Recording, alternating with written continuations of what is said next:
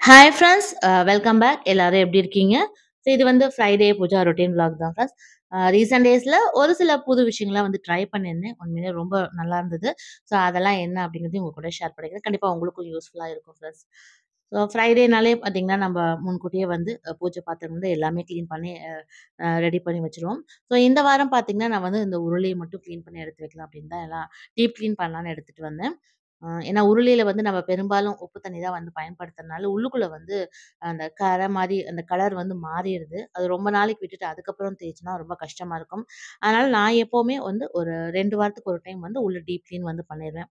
சரி deep clean பண்ணலாம் அப்படின்னு தான் எல்லாம் எடுத்துட்டு வந்தேன். ஆனா உள்ள வந்து பார்க்கும்போது அந்த அ பொருட்கள் அதாவது சுத்தம் பண்றதுக்காக நான் பயன்படுத்தக்கூடிய பொருட்கள் எல்லாமே தீர்ந்துருச்சு. நான் அத கவனிக்காம விட்டுட்டேன்.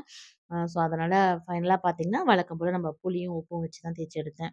நானு சீக்கிரமா கிளீன் பண்றதுக்கு நான் எப்பவுமே வந்து பார்த்தீங்கன்னா, அந்த லெமன் சால்ட்டும், சபீனாவும் தான் பயன்படுத்துவேன். ஏன்னா, அது ரொம்ப அழுத்தம் குடுத்து நம்ம தேய்க்க வேணாம். அந்த லெமன் சால்ட்ட வந்து தண்ணீல போட்டுட்டு, இந்த உருளையும் அதில போட்டு நான் ஊற வச்சுட்டோம்னு பார்த்தீங்கன்னா, ஒரு 5லேருந்து ஒரு 10 நிமிஷம் ஊறுனதுக்கு அப்புறமா எடுத்து நம்ம ஸ்க்ரப்பர் வச்சு தேய்க்கும்போது ரொம்ப ஈஸியா இருக்கும்.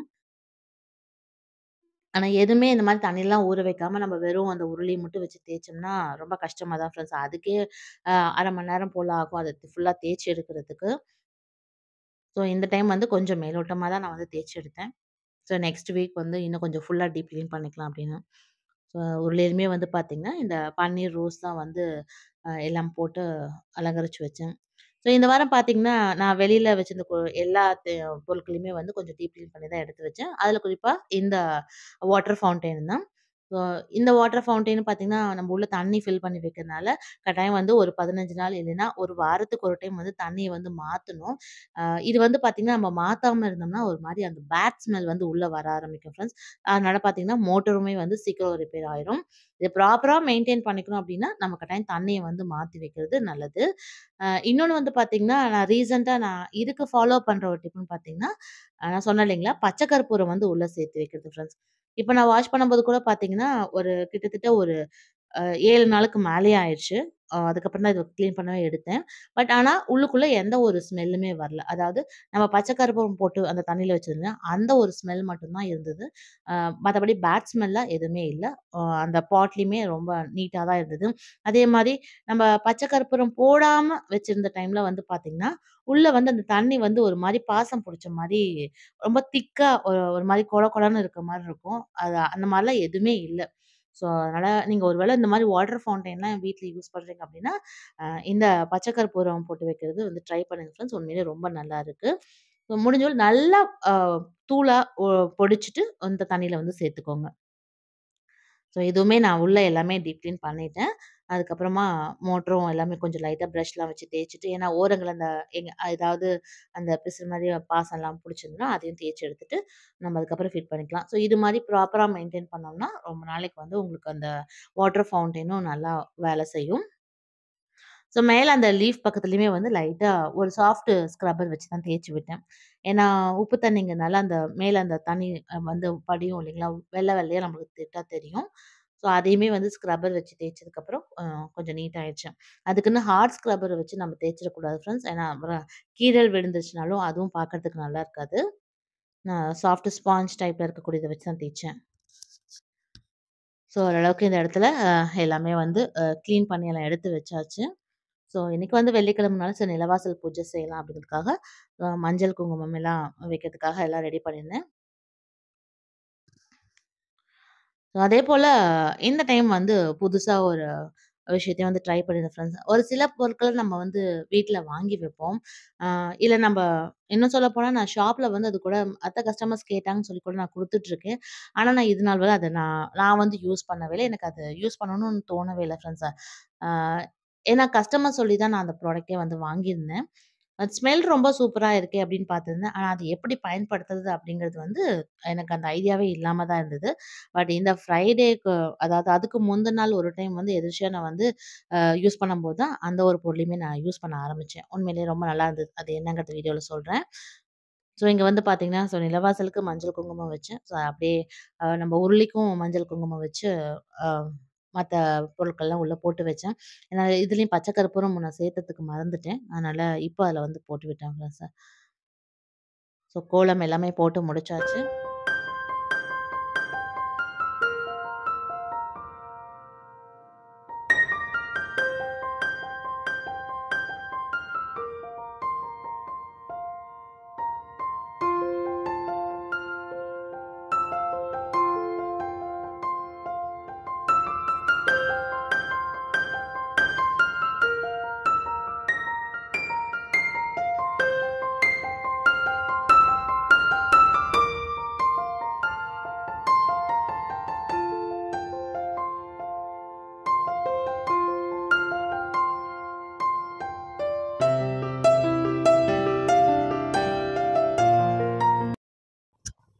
அ அடுத்து நான் இப்ப புதுசா ஒண்ணு ட்ரை பண்ணேன்னு சொன்னது வந்து பார்த்தீங்கன்னா, இதுதான் ஃப்ரெண்ட்ஸ். இது வந்து கற்பூர விளக்குன்னு சொல்லுவாங்க. கீழ வந்து இது போல விளக்கு வந்து குடுத்துருப்பாங்க. ஸோ, அதுல வந்து நம்ப எண்ணெய் ஊத்தி திரி போட்டு தீபம் ஏத்திடலாம். ஸோ, அதுக்கு மேல வந்து பார்த்தீங்கன்னா, இது போல சென்டர்ல ஒரு ஸ்டாண்ட் வரும். அதுல சின்ன சின்ன ஹோல்ஸ் அங்கங்க இருக்கும். அ மேல தான் வந்து பார்த்தீங்கன்னா, இது போல ஒரு கப் வந்து இருக்கும். இந்த கப்ல தான் வந்து நம்ம தண்ணீய ஃபில் பண்ணி வச்சுட்டு, வாசனை தரக்கூடிய பொருட்கள் எல்லாமே அதுல சேர்த்துக்கலாம். ஸோ இது நாள் வரலுமே நான் இதுல பெரும்பாலும் சேர்த்தது வந்து பார்த்தீங்கன்னா, அ பச்சை கற்பூரம் மெயினா சேர்த்துவேன். பிளஸ் அதுல கூட ஒரு சிலர் வந்து கேட்டிருந்தாங்க, "பச்சை கற்பூரம் எங்களுக்கு அந்த அளவுக்கு ஒண்ணும் வாசனை வரல" அப்படின்னு சொன்னாங்க. ஸோ இந்த கப்போட அளவுக்கு தகுந்த மாரி பச்சை கற்பூரம் கொஞ்சம் அதிக அளவுல வந்து சேர்த்துக்கோங்க. அப்பதான் அது அந்த தண்ணீல கொதிக்கும்போது நல்லா அந்த வாசனை வந்து வரும். இதுவரை நான் பயன்படுத்துனதுல அந்த வாசனை வராம இருந்ததெல்லாம் இல்ல ஃப்ரெண்ட்ஸ். நல்லாவே வருது. ஸோ அதனால கொஞ்சம் அதிக அளவு சேர்த்துக்கோங்க. அதுக்கடுத்து பார்த்தீங்கன்னா, நான் ரெகுலரா சேர்த்தது வந்து கிராம்பு. மத்த எந்த பொருட்கள் நான் டக்கு டக்குன்னு எடுத்து போடுறனோலயோ, இது 2யும் நான் பூஜை அறையில அங்கேயே வச்சிருப்பேன். அதனால உடனே பச்சை கற்பூரமும், இந்த கிராம்பும் வந்து சேர்த்துவேன். இப்ப நான் புதுசா ட்ரை பண்ணேன்னு சொன்னேன் இல்லைங்களா? அது வேற ஒண்ணும் இல்ல. இந்த பஞ்சகவ்ய பன்னீர் தான் ஃப்ரெண்ட்ஸ். இது வந்து பார்த்தீங்கன்னா, உங்களுக்கு மஞ்ச கலர்ல தெரியுதுங்களா? இதுதான். இது ஆக்சுவலா பூஜை அறையில தான் இருந்தது. ஆனா நான் பயன்படுத்தாமயே இருந்தேன். ஸோ அன்னைக்கு விளக்க பத்த வைக்கலாம் அப்படின்னு எடுக்கும்போது, சரி எல்லாமே சேர்த்துக்கும் இந்த பன்னீர ஏன் சேர்த்தாம விட்டோம் அப்படின்னு சொல்லிட்டு, கொஞ்சமா எடுத்து அதில நான் ஊத்தி வச்சுட்டு பத்த வச்சேன். ஸோ இந்த பஞ்சகவ்ய பன்னீர சேர்த்துட்டு நம்ம அந்த கற்பூர விளக்க ஏத்தி வைக்கும்போது ஃப்ரெண்ட்ஸ், வீடு ஃபுல்லாவே அவ்ளோ ஒரு வாசனையா இருந்தது. உண்மையிலே அந்த வாசனைக்கு நான் ரொம்ப அடிக்ட் ஆயிட்டேன்னே சொல்லலாம். ஸோ இத்தன நாளா இத ஏன் நம்ப ட்ரை பண்ண மறந்துட்டோம் அப்படின்னு உண்மையா எனக்கு தோணுச்சு. ஸோ அதனால தான் பாத்தீங்க ஆல்ரெடி ஒரு ஷார்ட் வீடியோல கூட உங்களுக்கு ஷேர் பண்ணியிருப்பேன். நம்ம ஷாப்லருந்து நெறைய பேர் கூட இந்த கற்பூர விளக்கு வாங்கியிருக்கீங்க. ஸோ கட்டாயம் நீங்க வீட்ல வச்சிருப்பீங்க. அதேமாரி இந்த பஞ்சகவ்ய பன்னீர் இருந்தா ஒரு வாட்டி ஊத்தி ட்ரை பண்ணி பாருங்க ஃப்ரெண்ட்ஸ்.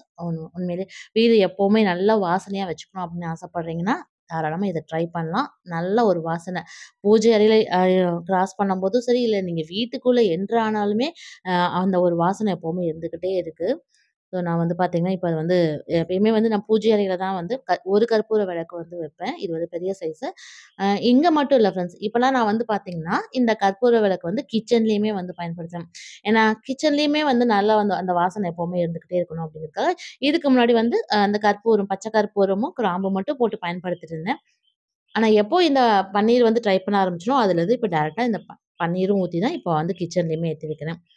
ஸோ, அது ஃபுல்லா எரிய எரிய அந்த வாசனை வந்து அவ்ளோ சூப்பரா இருக்கு.